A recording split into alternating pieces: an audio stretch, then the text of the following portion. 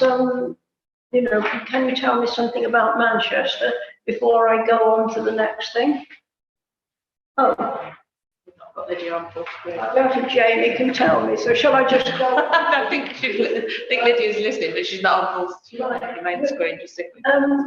And then on that same page, there was saying the council could work with the Lincolnshire Enterprise Partnership to pilot an employment ready stroke reskilling programme for young people. And I just wanted more information on that. I'm led to believe there's quite a lot of conditions that go with the Kickstart, and perhaps need to know more about that. On the next page, I'm sorry, I've got a lot of comments. It talks about Councillor, can we, I think probably we might need to stop and let her answer some of the questions, because otherwise it's Before we go any further, just to confirm, we are now live on YouTube. Our apologies to anybody who's watching. We had technical difficulties. We are now being streamed live. Thank you. So I was going to say, would Lydia be able to answer the questions that Councillor Austin has posed so far, rather than wait until the end, because we've got quite a lot, Councillor Austin. Better for her to pick those up. Is that okay, Lydia? Yes, so the first one was around the example that have been modelled in Manchester in relation to an apprenticeship levy. I will share the details with you after this report. The report itself was written by our director, Tim Leader, so I'm not aware of the programme that he's referring to, but I will find out and share it with you following this meeting. Yeah, if you could message all members of the committee, that would be great on that.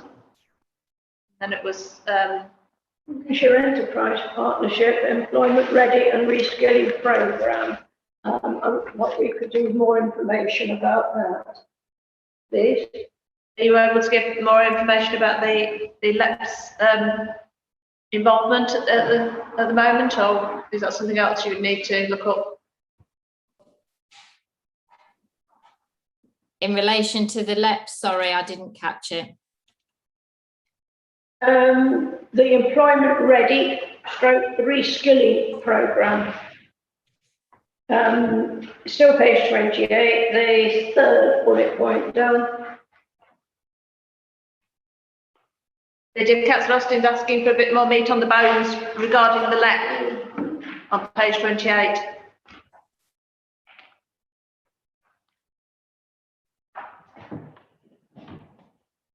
Can you hear?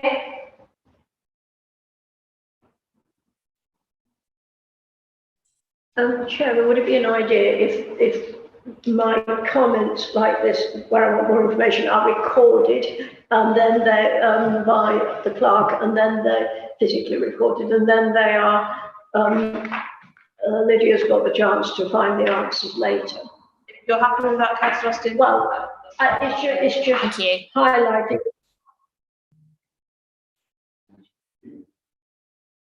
Yeah. Okay. So Lydia, can you hear me? Yes, I can hear you now. Thank you.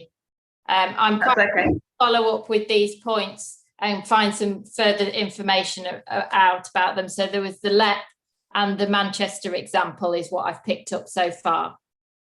Yeah, and the kickstart. The conditions that go with it. Yeah. Right, Councillor Austin, you've got some more comments. I think not got them in one go. I noticed on page 29, paragraph 29, a review of the service level agreement with Citizens Advice Lindsay. So I thought, what about Boston?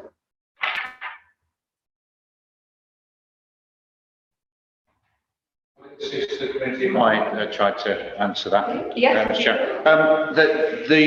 Again, because this is an alliance recovery plan, both organisations are at very different stages. So my colleague Michelle Howard has taken quite a bit of learning from the relationship between Boston and Boston Citizens Advice Group. So this is about cross-learning. So that's why the review of that is to maximise the impact of the relationship between Citizens Advice Lindsay and East Lindsey District Council. So not something that will affect us, but clearly whatever comes out of that discussion will potentially be able to inform even further working relationships or improving relationships between ourselves and the Boston organisation that we work incredibly closely with. Well, that's good, because it means we're basically learning, we're always piggybacking on things that East Lindsey have already started. So, you know, if they've got something that's good, then don't let's try to change it, let's adapt it as if necessary. At the bottom of that page, the Boston Borough Empowering Healthy Communities programme, can we have a progress report at some stage on that, please? And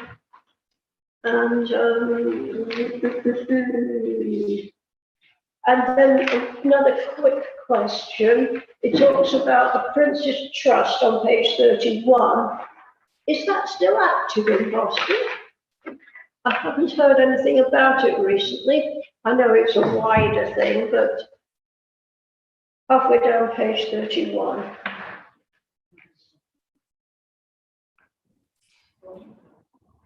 I know the Prince's Trust is active within East Lindsey, but I will check whether or not that's applicable to Boston as well. Okay. There's a lot about, carrying on, but it won't be long now, a lot about utilising vacant and underused premises. Of course, we do have this issue of how do we tackle landlords, particularly in the marketplace, and we don't have too much control over what they charge and what they do. And I'll leave the rest. I think somebody else can come up with their questions now. So committee members know Councillor Noble has joined the meeting. Welcome, Councillor Noble. Good evening. Problems, as you probably heard from Karen, but I can hear now, thank you. You're welcome, thank you. Councillor Chalmers, would you like to? Yes. On page 28, we've got boosting employment opportunities, especially for the young. My experience is all within employment. That is, that's my career. And never have we ever had so few people applying for jobs. And actually, I think we should be addressing not the amount of people that are unemployed, but why they are unemployed, because the jobs are there, both skilled, medium skilled and unskilled. But what we haven't got is affordable childcare for shift workers. We haven't got transport to get to work out in the sticks if you don't drive at 4 o'clock in the morning, 2 o'clock in the morning. And we haven't got those adjoining sticks, if you like, to get people into the jobs that are there. I have never had so many companies contact me in the last 4 weeks to say, please help me with staff, I can't get any. And as a recruiter, I can't get any either. So we have people, Boston's full of people, why aren't they going to work? That's the bit that needs addressing, not a government statistic. I feel really passionately about that.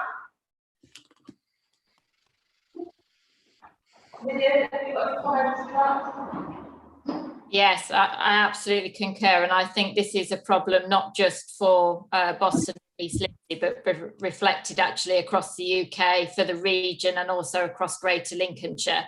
As we've already mentioned, I think in terms of these plans, they will need to be adaptive and also ensure that they don't duplicate any activity which is taking place on a Greater Lincolnshire-wide basis. So, for example, earlier today, we were part of a LEP and County Council call about how we address that issue that you've raised. And that's particularly acute in terms of hospitality sector. There's a great demand for people being employed in that sector, and the points that you've raised about actually trying to ensure that we get the people to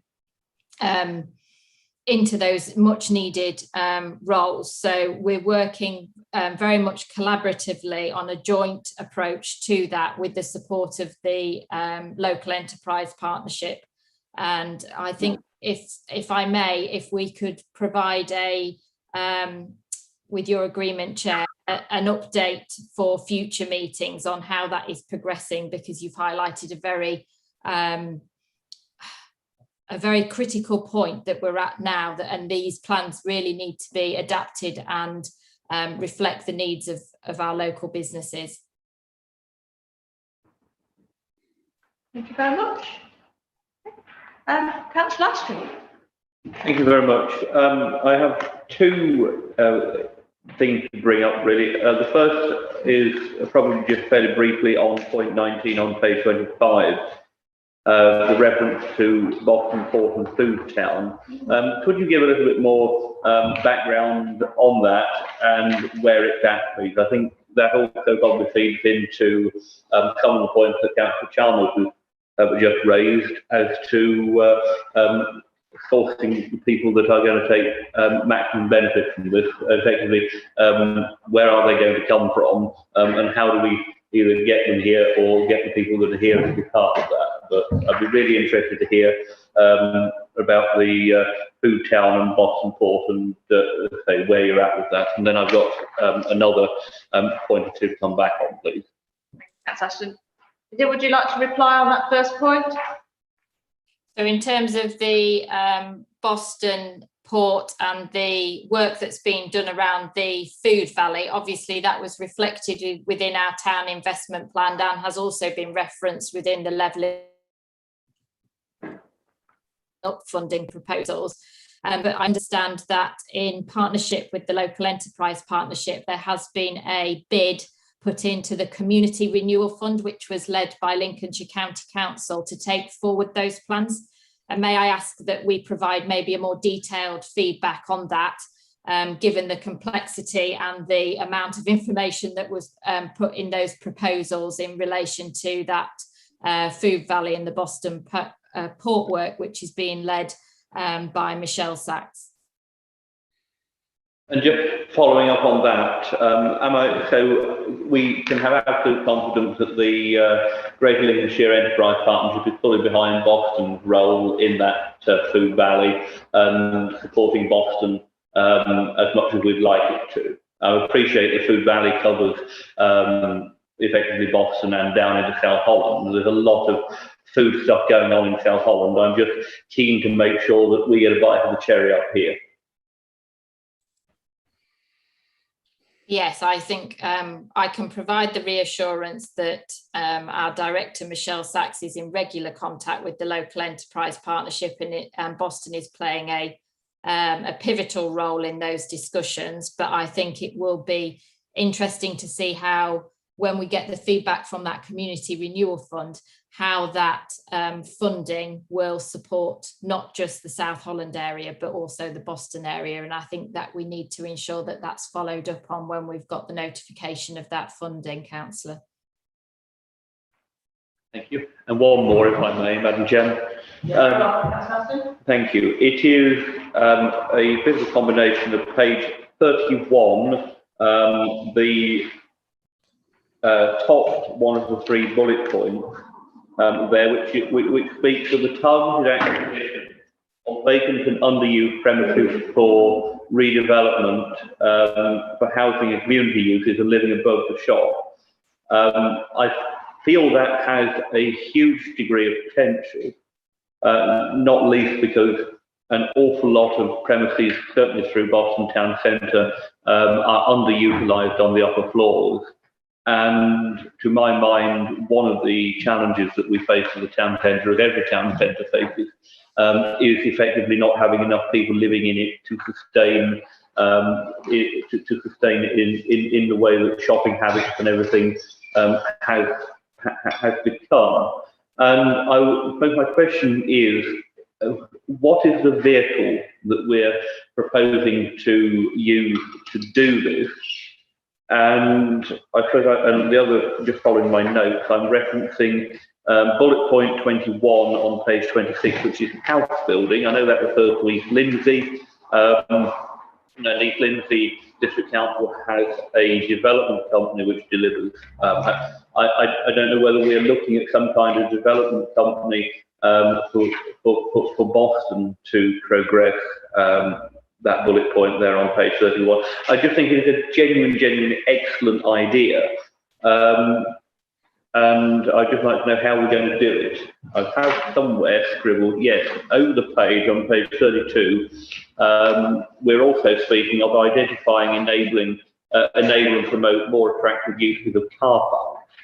The only thing I would say, if we are looking to progress the acquisition and reuse of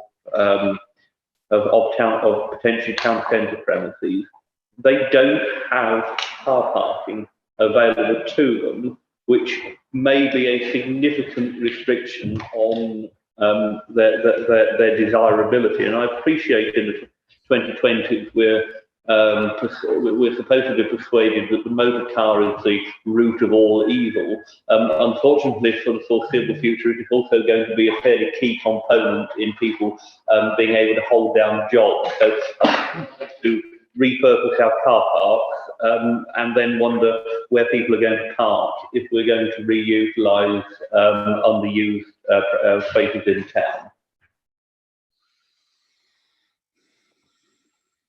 Perhaps Lydia would like to come back on that.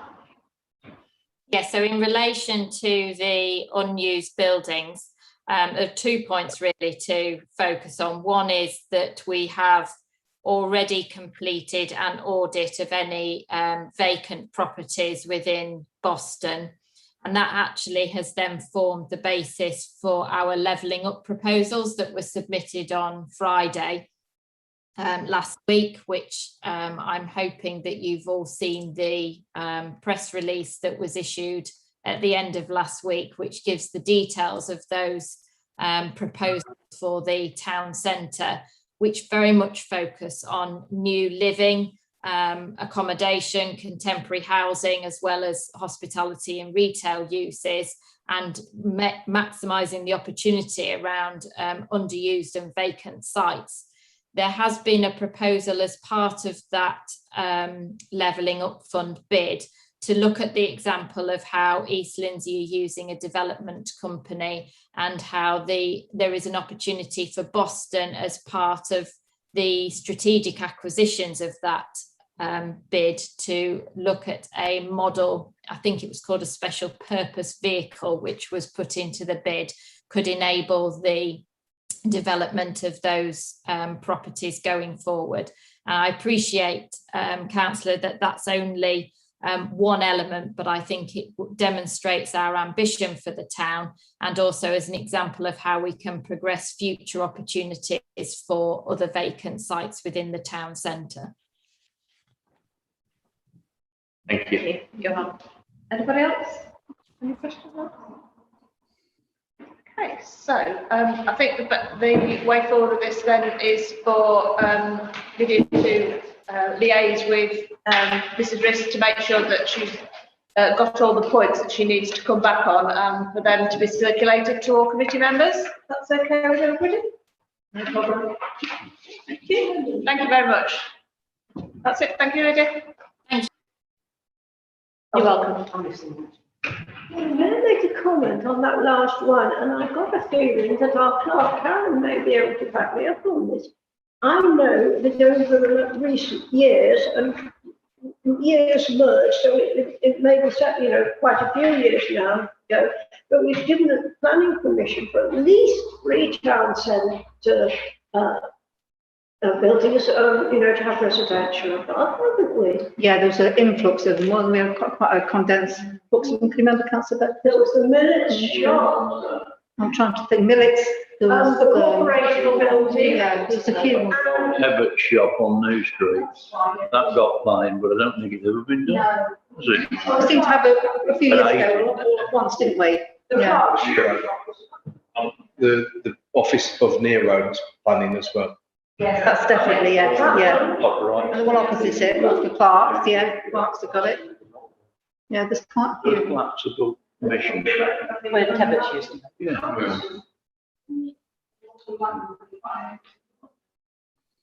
I suppose the answer is that whoever's applied for the planning permission probably hasn't any intention of developing that themselves, and we're probably looking for somebody else to purchase it with tuition, so because it would make it more desirable. So that would be one explanation. If I can assist, I mean, one of the biggest challenges there is in terms of conversion is the cost of conversion and the viability of converting. The level of works necessary to meet current building regulations in terms of sound and noise is really quite extensive. And whilst you can apply for planning permission and get planning permission, you don't necessarily need to be the owner. So there are cases where some of those properties have got planning permission, but the property isn't in the control of the person with permission. And one of the challenges that we've got in parts of the town and indeed all towns, that the separation between the ground floor commercial and the upper floors, the way that the leases would need renegotiating, it is easily doable, but we're still left with the issue of viability. We're still left particularly as well that we've got premises trading on the ground floor who are also lessees of the upper floors who don't want to give those up. So whilst we get planning permission, it really is challenging to bring things forward. If you're in London and you're doing 20 stories, then the viability is really quite simple. But I've costed up a number of conversion schemes, and you're into significant negative land values when you do residual land value calculations. So we need a huge amount of external funding to either give us grant, or we need a vehicle through which we can acquire property and do it as a quasi-public sector or joint venture model to actually see delivery take off. You look at the quadrant, for example, look at the level of public subsidy that's had to go into the quadrant, a greenfield new build site, to make it deliverable. And that's the challenges that we've got in terms of land values locally. Of course, the counter of that is, if house prices went up to support higher land values, then you marginalise even more people on lower incomes in the local economy. So it's a bit of a perfect storm, really, in terms of viability. Not just that, though, with the shops above. It's access. Yes. Because most of them, the access, the stairs were inside the shop. Yeah. So it's fire escapes, everything else to go with it. It's people that used to live above the shops were the shop owners that just went up their stairs into their home, weren't they? Well, they didn't have fire escape. Yeah. Yes. But certainly that's something to look at. I mean, that's one of my projects, to look at what the availability of potential funding might be, to look at reusing. A couple of years ago, a local chartered surveyor did actually produce a model of how many units could be produced. But when you then put that into a cost envelope, it was just cost prohibitive. So that's our challenge. Cities can increase the values and they've still got people with a relevant purchasing power to stimulate and fuel the market. That's that's where we are struggling currently. Thank you. Is there any way we can challenge the pension funds and all those people in ivory towers in London about the rates that they charge for our shops in the marketplace? We moan about it the whole time, don't we? But why are we held? We're always held to ransom, aren't we, by these people who don't ever charge realistic rents that we could, people, local shops can afford them. I mean, I don't have an answer to that. I mean, it's a really interesting question, isn't it? Because why would an investor keep an asset vacant that it was picking up business rates where they're payable? Just so that they don't lower their own price points on their income. I don't really understand it. I mean, that might be an area of work that under this bullet point, Madam Chairman, the committee may wish that bullet point in terms of developing it, one of the explorations is, why do we have so much vacant premise? And is it actually directly related to the asking rents that absent landlords are charging? Because that would give us more of a flavour of what our ability to bring some of the longer term vacants back into use would potentially be. It's a moral matter as well as a financial one, or it is in my mind anyway. Councillor Ashton, you wanted to comment? Not on this, just unrelated, but I've had a message through from Councillor Danny wishing to pass on his apologies to yourself and other committee members for not being able to attend, and that's due to being at A&E. Oh, right, okay. You can make a motion. At the AE, which I presume is a accident. There's hope. Okay, so if everybody's finished with that, we'll move on to the second report this evening. This is an update on the member working group looking at fly tipping across Boston. And Councillor Wellborn, going to update us on that. Thank you very much. Bear with me, please, because this was written very quickly in between the licensing today on notes. I have got a copy at home, but I wasn't going to get it, so please bear with me. If anybody's got anything to add, then please do so. Obviously, we had the waste partnership. The council to lobby change for fines to meet what is appropriate for fly tipping. I think this has been upped already, so that was one thing that has been taken forward. To have the police involved in sharing information as bans across fly tipping areas. So if it's East Lindsey, South Holland, wherever, if the police share information with our local police of any bans that they suspect of fly tipping or they know of fly tipping, we'd like that shared. Obviously, we've got the clean sweep in September. We would like a trade agreement to 2 registered metal dealers in partnership with the police and the DVLA. Obviously, at the moment, we have sort of bans going around saying they're clearing scrap, they're clearing rubbish, but we don't honestly know if that's where it's going, what it's doing. We would like proper registered scrap bans and people to know who they are and the police to make sure they're checked. We would like a country-wide joint enforcement group for refuse, so that basically across all areas of the country, anything that has picked up as sort of a crime or whatever to be shared, and that. We've all seen the pictures on the refuse lorries now, so that is something that's happened. Artis has been going to the HMOs as part of the housing wellbeing team. We're talking to agents, landlords, and the occupants of the HMOs, asking about how their waste is sorted, I think, was one thing, and lack of bins. The idea we came up was information in different languages to be given to tenants, and they would have to sign to say they understood the rules. A payment deposit to look after the waste, which was sort of taken into their deposit for their rents. If they don't clear their waste properly, they had to use a registered waste carrier, otherwise they would lose their deposits. And also he was looking at the bin capacity for HMOs as well. He was looking at the subletting unlicensed HMOs, which we all know happens, the short-term lettings, which is where we usually get the mattresses put out on the street or wherever. And he wants to check on the housing standards of these places and the waste management of them as well, to the unlicensed HMOs. The other thing we came up with was a separate licensing committee for HMOs.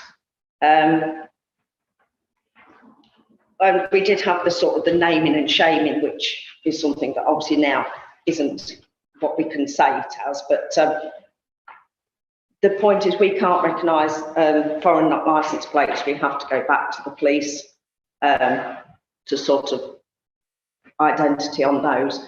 And one suggestion I came up with was to get rid of the bring site, so we don't have this issue with all the fly tipping in the car parks. But if anybody else has got anything to add, yes, Yvonne, please. You mentioned the police.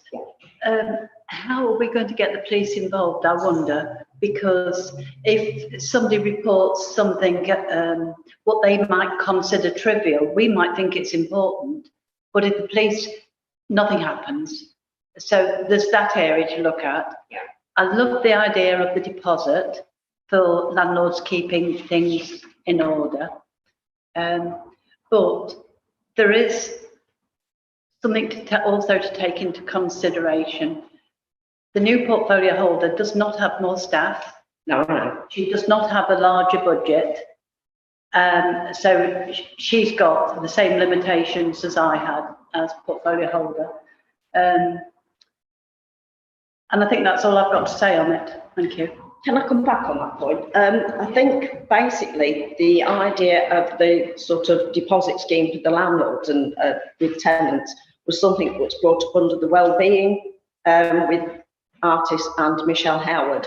It was something they were taking forward to try and combat, because obviously Artis speaks several languages and he's been knocking on doors in areas that have been identified as having bags outside or bags deposited near the properties and being identified as probably HMOs or unlicensed HMOs. So he was sort of knocking on doors and talking to people and trying to assist the landlords as to what it needs to be done, whether they're licensed or unlicensed. So I don't think that comes quite under it comes under another remit, I hope, from what I gathered. You would send Artis then to, I think it's 10 Hospital Lane. I've copied the leader in today. It's been reported to me that 10 Hospital Lane has been observed taking bags of rubbish, leaving them near the bin, near the Hospital Lane bridge. And the family up the road, up Willoughby Road, is also doing the same. So we've got the same family, a large part of this family in two separate households, dumping the rubbish there. And our guys have been brilliant because they've cleared it and they've done it regularly. But these people are not learning, they're not stopping. And the resident who reported it to me, she is speaking to, they've got a small child whose English is terrible, but it's obviously better than mum and dad's. And she's trying to talk to this child to make him aware that this is not on. So, I mean, I would like to see all these houses leafleted. It's not a viability. Sorry, I'd like to see all these properties leafleted with something in, and it's not a viability. This is what we're assuming. We're assuming that these people can read. True. And no, a lot of them can't. I don't mean it in sort of verbal. I meant in pictures or whatever. But yeah, I see where you're coming from. Yeah, because not everybody, and we don't know what their backgrounds were before they came to England. And not to discriminate against them, because if they can't read, they can't have, and then we would be being unfair, because if they're not understanding, there's an awful lot of, there's a lot of minefields to fall into within this waste problem. I mean, as I say, hopefully, from what I've heard about it, he's very good. He does. If they can't read English, he does explain very clearly. But obviously, can they read their own language? Because not everybody. No, you see, one of the pitfalls that I've found through volunteering at Centrepoint also is the fact that even if they receive a agreement, that they can't always read it, they can't always understand it, they just sign it. Yes. So we're not only sort of, they're signing something, they don't know what it is, because they think it's just probably, you know, we've got this property and this is what we do. It could contain anything that they're signing, and then they're legally bound. But is the landlord still legally bound, which is my point with that? You know, there are many, many pitfalls, and I honestly don't know the answers. I hope somebody comes up with some, but that is all that at the moment we can sort of, I can say is going forward, and we'll see where we go with some of it, and hopefully it does make some difference. But as you say, unfortunately, there is a lot of people in Boston that don't speak English, don't read English, and it's a huge problem for schools. I know that Haven High have got a thing now where they're having children go in, that some of the schools, and they're now getting their parents to go in and trying to teach them some, even if they can't understand English, to even their own language. They've got multiple language people there. So we're working on the fact of trying to get them, I suppose, incorporated into something to understand what rules, regulations or way of living is. But it's going to be a very long, hard journey. So, but there's a lot of things in place, and a lot of things are slowly working. And I know a lot of down Tunnard Street, there was a lot of unlicensed HMOs, and Artis has been down there and had words, and we have noticed that there's not quite so many black bags appearing and all that. I'm not saying they're using bins, I don't know where they're putting them, but they're not appearing down that street. They are, the black bags are arriving in people's bins. Some people are taking them and just putting them in other neighbours' bins. So they've obviously got the idea, but if they've got too many black bags, They just put them in somebody else's bins. But Norfolk Street is prime for that, apparently. Yeah.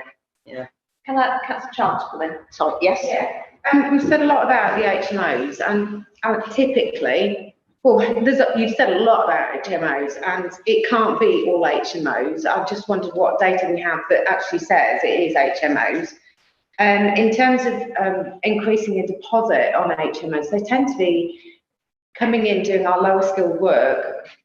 Where they're getting this money from for an increased deposit, I think that's massively unfair. And have we reopened the tip so that they can just turn up and get rid of their waste? You've just said about them putting black bags in other people's bins. So people are trying to do the right thing, but failing. So we're failing them in enabling them to do that. We're not. We weren't asking them to increase the deposit. What we were asking. We're taking deposit costs. I'll just write down. Yeah, no. Basically, what it was the fact that in their deposit, a certain amount of it would go towards sort of ensuring they dispose of their waste properly. If not, then obviously they would. But I don't think a lot of them even pay a deposit, unfortunately. So it's not something we could implement very well. They do all pay deposits, but if you're a landlord, and as you just said, you're a tenant that doesn't necessarily speak the language, it could well be that you just don't pay your last month and then disappear. Then your landlord is not going to be wanting to be coughing up on the cost of, well, they're already going to probably have to clean the house out, look for new tenants, do all the other things. I just feel that that's just unreasonable.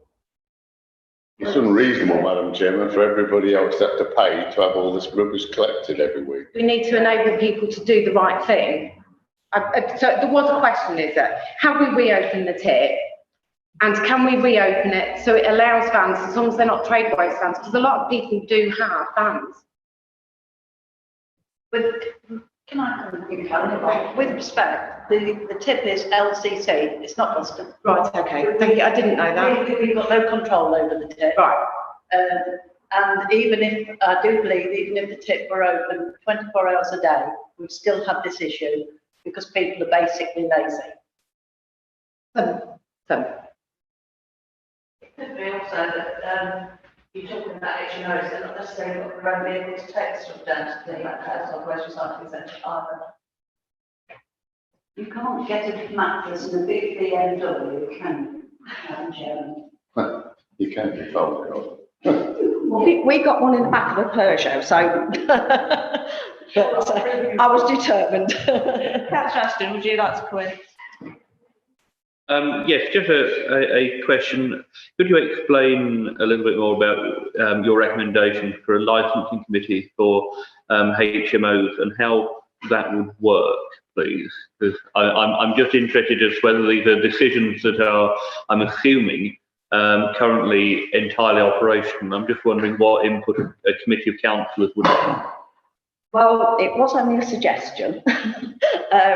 Obviously, we take, it's just basically a group. We come up with suggestions. We don't know. So I can't say, I'll just write down what the suggestions came up with. Whether it would work, I don't know. Whether it would, I just think that basically, we had, I think Alison mentioned the road landlords years ago, and I think it's something on that line that we try and identify basically the people that aren't doing what they should be doing. And as I say, Councillor Chalmers, with some of the people in the houses, when they clear out and the landlords have to clear them, the cost goes back to them. to respectable landlords, I feel quite sorry for. To the ones that aren't licensed and just put people in for so many months and then chuck everything out on the street, I have no sympathy for whatsoever. We can't distinguish which is which. Well, we can, because the decent landlords clear up the properties properly and dispose of all the stuff properly. The unlicensed and not so decent ones do actually just chuck it out on the street, as we can testify in town.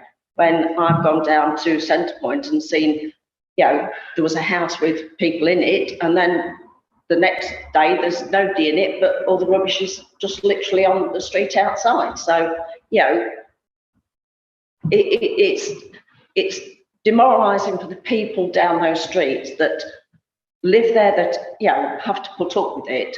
I don't know the full answer, but I can imagine that, you know, you try and keep your part tidy, and then you wake up the next morning to the contents of somebody's house on your front and the next door neighbour's front and everything else. So I don't know the answer. I wish we did. If anybody's got it, please tell me. It is a difficult topic. I'll just touch on what, then I'll bring in Councillor Austin. You were saying about asking them to sign to say they understood things. I would just like you to go back and probably check on how we would be on the equalities for that, because you're asking somebody, you know, that's from Eastern European, you're not asking somebody that's indigenous to the town. You could get into very sticky problems. So it would have to be. Yeah, we all or nothing. Yeah, we suggested that was through the landlords, that they basically, obviously they know the people that are going into their properties, whether they're English or whatever, and then it would be their decision as to what they put down and what they ask them to sign. Obviously, otherwise, landlords are going to have to start being a bit more responsible. Councillor Austin. Yes, this idea of licensing committee, normal licensing committee, which I think my favourite chair. No, you don't know. No, it's Councillor Pickett. But there, of course, we've got the structure, if you like, of the national licensing laws, haven't we? We don't have licensing laws, do we, for anything like this? Surely, other than sort of health and safety as regards the quality of accommodation, and I think that's a bit tenuous, probably. So we'd always be looking at local bylaws, wouldn't we? I don't know what teeth any such committee might have.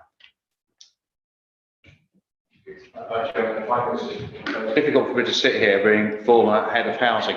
I mean, in terms of, I think one of the things that I'll do is I will liaise with my colleague to ensure that all members, not just of the committee, but all elected members again, are provided with a single point of email contact to report in any properties that they have reasonable suspicion are houses in multiple occupation and either require licensing or don't. So the committee will have heard me speak for years that an HMO is prescribed in law. It is very clear what it is. I think we just need to be a little bit careful of talking of all of these unlicensed HMOs, because unless we have evidence that they're unlicensed or not, and I do know that the housing team in my day found very few unlicensed HMOs, and those that we found, you know, the prosecution outcomes of some of those landlords that I took to task. When we report things in, I think in terms of, we've talked a lot about rubbish, and that's how this started in terms of fly tipping. The management regulations require landlords of houses in multiple occupation to take responsibility for waste disposal, both, you know, once tenants are in situ and upon premises being vacant. The issue, of course, in terms of finding who dumped the black bags on the bin at Willoughby Road is one of evidence. Now, if there are members of the community that are prepared to make a Section 9 witness statement, then that's not a housing issue, that's a fly tipping issue, and I can talk to my assistant director colleague who's responsible for operations as to whether that would be sufficiently robust under Section 9 for us to consider any action against people. But we need robust evidence and intelligence. It can't be hearsay, but what officers can do is absolutely investigate any of the properties where there are legitimate and genuine concerns. Because a property is occupied by people whose first language isn't English, I must stress that doesn't make it an HMO, and we need to be very careful as a public sector organisation not to just single out investigations or requests for that. But if I circulate to the committee again, just reiterate what that definition of a house in multiple occupation is in law, and if people have any concerns over the management of houses in multiple occupation, the health, safety and welfare of anybody residing in accommodation at all in Boston, then members can feed that through to officers, and I can ensure that my assistant director colleague who's responsible will then feed back reasonable, justified, proportionate information about your concerns. Is that helpful to the committee? That's brilliant, thank you. Yes, thank you. Councillor Paulson. I think what Andy says right, but we need a member briefing group on housing to pick up all these issues.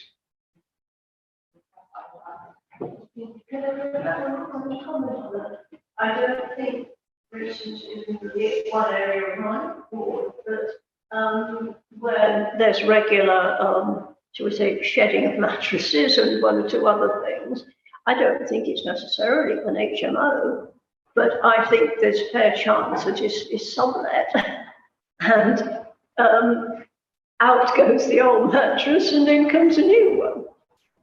Madam Chairman, and that's all part of the work associated with the external funding for new staff to actually engage with landlords and tenants alike. Education and prevention is far better than cure. So you've mentioned the colleagues specifically. They've got a dedicated role engaging with tenants and landlords to try and stop any inappropriate behaviours that are suspected. Or indeed, if they find any evidence, to pass that on to other colleagues within the authority to do that investigation, gather the evidence, and then take reasonable, justified, and proportionate action. Thank you, Andy. Councillor. Yeah, just one query around, I suppose, picking up on, I know we've heard quite a lot recently about one or two locations that have been flagged up regarding fly tipping. But do we still have the in-house capacity or the capacity to do surveillance on regular spots around across the borough? Is that something that we do ourselves, or is it something that we currently contract out? And how broad are they prepared to go on? I'm thinking more in terms of rural areas rather than necessarily town locations, but there are occasionally lay-bys or gateways which become regular locations for dumping, and whether we have to have the capacity to, I think we did at one time, effectively set up a camera and wait to put them on television. Again, not my area, but my understanding from my colleagues is we have a contract with a company for fly tipping.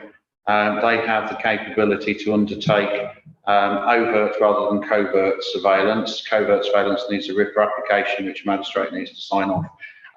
So those hotspots are being monitored. But again, if councillors haven't done it already and there are particular areas, then I'm more than happy to feed any particular lay-bys or other back to my colleagues. I suspect they're aware of many of them because we pick up the rubbish on there most days. But in terms of what I wouldn't want to do is say we're targeting this area, that area, the other area, because that means the people that are fly tipping go to somewhere different entirely, doesn't it? So, but yes, that capability exists.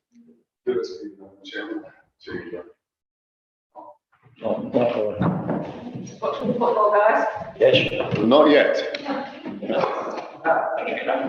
See ya. Well, thank you very much for that feedback. It's a very difficult topic. Particularly Wales was right. Okay. Right, our final report this evening is the work programme, and prior to looking at future meetings, Bishop is going to update us on some outstanding matters from the last meeting. Bishop, if you'd like to. Thank you, Madam Chairman, and thank you for colleagues helping me as I'm standing in for Mr. Allen to deliver this. So there are a number of updates following your last meeting. The first was the request from the committee for member training to be recorded and published on the council's website. That request will be going to the next meeting of the councillor development group, as that's the body that will actually determine whether that's made as a recommendation and taken forward. The second update relates to the meeting of BTAC held on the 20th of May, where BTAC considered recommendations 12 and 13 from this committee's task and finish group review. And I can report back that in relation to option 1, that the report set out about employing security personnel with appropriate competency and training to open and lock the park gates at Central Park on a daily basis. That's been taken forward. Colleagues in community safety have actually put that out to tender. I understand they've now received a number of tenders back and will be looking to procure a contract in due course. And the second element of that was that the Assistant Director of Regulation, in consultation with the Chairman of BTAC and the leader as portfolio holder, will liaise with the Section 151 officer and members over that implementation, which Mr. Allen will be able to report back to you at the next meeting. And finally, in relation to those items, that the Assistant Director of Regulation be requested to urgently recruit an additional CCTV post. And again, having spoken to the Community Safety Manager, I can confirm to the committee that that recruitment is currently underway, and once satisfied, I'll ensure that the committee is notified. Thirdly, there was a request for the transformation manager to report to the committee the difference between net and gross figures in respect of business rates, and I understand that has come to the committee, so that is in hand for you. And the final update was to confirm that the comments and suggestions relating to fly tipping were fed back to the member working group, and we've just heard a full update from Councillor Wellborn, so you can assure yourself that that was equally done. That's it for the updates, Madam Chairman, but if I just may refer to the work programme for you. Yeah. The next meeting of the committee is scheduled for the 7th of September, and that's quite a busy agenda. There's a public convenience report being tabled along with the annual antisocial behaviour and CCTV reports, and there will be further updating in relation to fly tipping and a presentation of the new quarterly reporting framework that's been agreed across the Alliance, which should help the committee better understand the reports that come to it and aid you in calling any items forward for scrutiny within that remit.